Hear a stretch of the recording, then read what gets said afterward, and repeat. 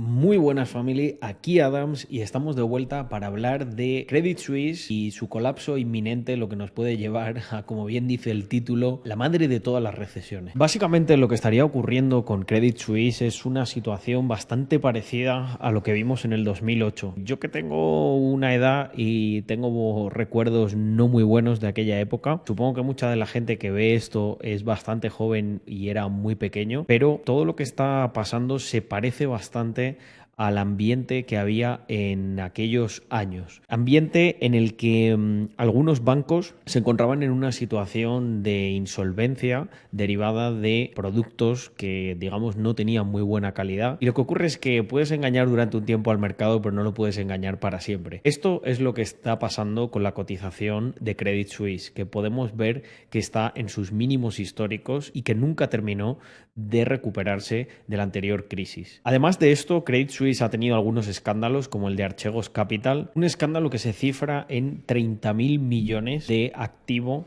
que liquidó este fondo en una llamada de margen, lo que suscitó muchísimas preguntas alrededor de por qué un banco como Credit Suisse, Deutsche, incluso Goldman Sachs, si no me equivoco, estaban involucrados con un gestor tan problemático que en el pasado había tenido una multa de 44 millones por su anterior fondo que era Tiger Asia. Y esto en absoluto, bajo mi punto de vista, es lo más preocupante que ocurre con Credit Suisse. Como yo digo, las ratas son las primeras en abandonar el barco y la sucesión de los 3 CEOs en los últimos 5 años dan prueba de que el banco no se encuentra en su mejor situación. ¿Por qué ocurre esto? Pues al final hay que pensar que cuando hay una investigación posterior a una quiebra, normalmente el CEO y la directiva que está en ese momento puede incurrir en algunas responsabilidades penales. Y obviamente esto es como el juego de la patata caliente. Aquí ninguno quiere tener la responsabilidad de cuando todo explote. Cosa que es bastante entendible, pero que plantea todavía más dudas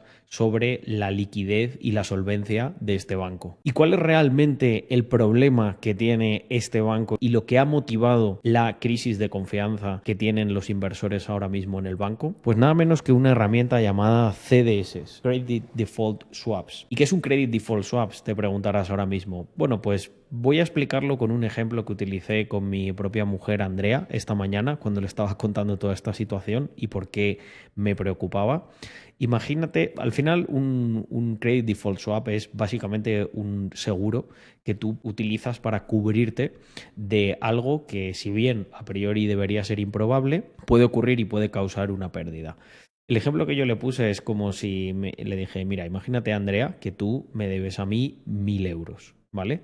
Entonces, esa es la deuda que yo tengo que es exigible. Pero por algún motivo no me fío del todo que tú me vas a poder pagar esos 1.000 euros. Entonces encuentro una tercera persona que lo que me hace es un seguro sobre el impago de esa deuda. Ese seguro tiene una prima. Imaginemos que esa prima mensualmente me cuesta 50 euros. Bueno, si Andrea no tarda muchos meses en pagarme, es una prima asumible. Ahí habría que ver cuál es el vencimiento de esa deuda. El problema que tenemos es que la prima, imaginamos que Andrea entra en una situación de gran insolvencia y empiezo a tener, no solo yo, sino la gente que asegura su deuda, las dudas de que vaya a conseguir pagar y solventar todos esos pasivos exigibles a corto plazo. Pues lo que va a ocurrir es que la prima va a empezar a subir exponencialmente, como veréis que ha ocurrido tanto con Credit como con Deutsche Bank. Y ahí lo que ocurre es que no son 50 euros, eso pasa a ser 150, 200 euros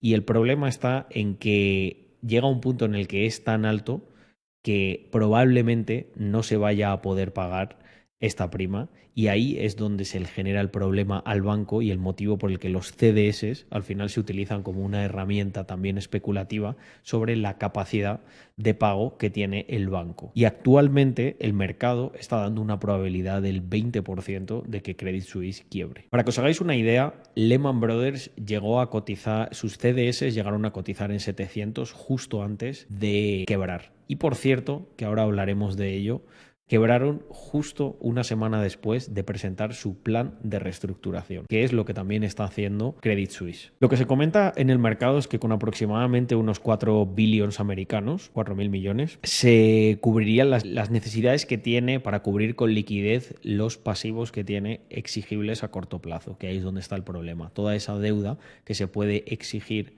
en los siguientes meses y que las reservas de capital que tiene ahora mismo el banco teóricamente no podrían cubrirlo, o al menos es la percepción que tienen los inversores sobre ello. Al final nos encontramos con un escenario en el que hay tres opciones: reestructuración, rescate o quiebra. Reestructuración es por lo que está abogando lógicamente el banco, con un plan que se presentará el siguiente 27 de octubre.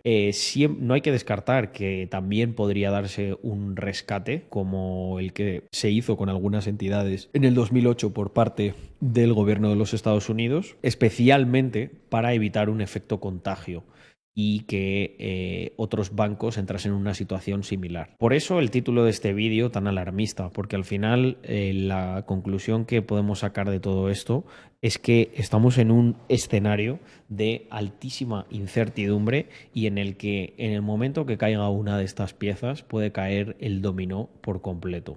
Porque nunca hay que descartar la posibilidad de una quiebra. Además de que este vídeo y todo lo que se está comentando es compartido con la situación que tiene Deutsche Bank, que también desde el 2008 pues parece que no ha levantado cabeza y que no consiguen volver a ser rentables, o al menos los inversores no consiguen recuperar esa confianza que se ve reflejado en cómo está la cotización de ambos bancos y también la subida de la prima de los CDS. ¿Y qué implica que dos grandes bancos considerados instituciones de importancia sistémica en el sistema bancario mundial estén en esta situación? Pues bueno, que no hay que descartar que todavía estemos por ver un suelo muchísimo más abajo del que se estaba pronosticando, y esto no afectaría solamente a la bolsa, sino que se verían contagiados pues prácticamente, yo creo que todos los mercados, la economía real, las cripto. Dudo mucho que después de una quiebra de este tipo Bitcoin aguantase por encima de los 20.000. Y para poner el colofón final a esta crónica de lo que esperemos no sea la madre de todas las crisis,